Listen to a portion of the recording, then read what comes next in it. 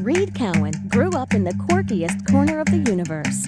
A tiny rural town named after a U.S. president situated between a Native American reservation, a dinosaur quarry, and an official ghost town. Reed's work ethic and talent brought him out of rural life and into amazing success early on in his career as a television journalist and writer. Reed's Emmy wins have focused on some of the most fascinating personalities and events of our time, from the terror attacks of 9/11. I was watching people jump off at the top. You say jumping off the top of one of the towers, Matt? Yes. To the kidnapping of Elizabeth Smart and the death of Ronald Reagan. Reed's unique gift for storytelling quickly became a style most sought after, propelling him to national television. So this is new life in the middle of a homeless shelter. Reed Cowan of our station WSVN7 in South Florida is in West Miami-Dade substation where it all happened. Reed, what do we know? To try to determine who he is and where he is. Reed Cowan of our South Florida powerhouse. Early on, Reed channeled the power of the camera's lens to help kids. You see the quiet kids in your schools all the time, and some of you just let them wander right on by. Referencing the pain of his own experience being a bullied teen while growing up, and co-founded Utah's largest youth empowerment initiative, The Power in You, with First Lady Mary Kay Huntsman. When you start to doubt, when you feel weak, when your body hurts, when your courage leaves, when it's hard to speak, there's still one thing, don't be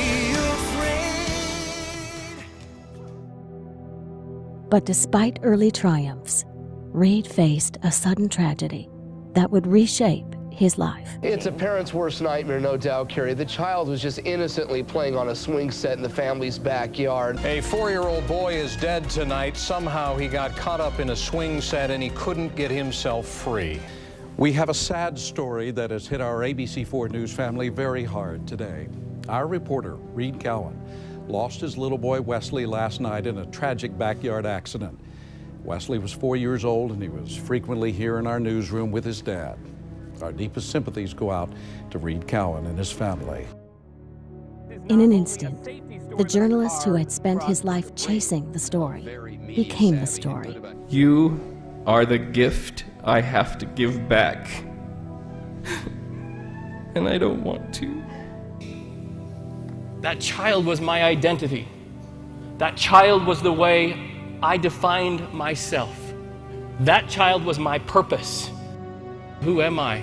Now, what do I believe? Now, I've lost every truth I ever knew. Who am I? But during this excruciating time, Reed accepted the challenge of turning pain into purpose and loss into leverage.